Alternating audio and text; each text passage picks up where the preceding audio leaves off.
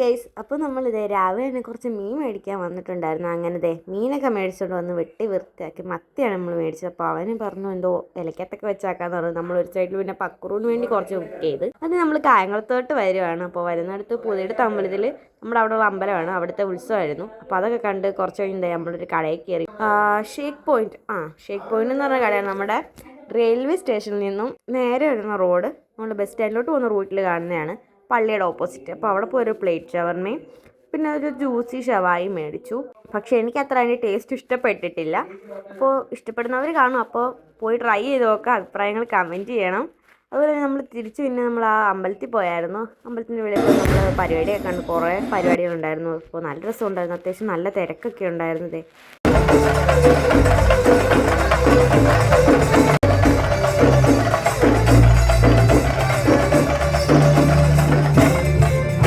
പരിപാടി കഴിഞ്ഞ് വീട്ടിലെത്തിയിട്ടുണ്ട്. അപ്പോൾ ഇന്നത്തെ വീഡിയോ ഇത്രയുള്ളൂ. ലൈക്ക് ചെയ്യുക, സബ്സ്ക്രൈബ് ചെയ്യുക, സപ്പോർട്ട് ചെയ്യുക, അതുപോലെ റെഡ് ഹാറ്റെങ്കിലും കമൻറ്റ് ചെയ്യുക.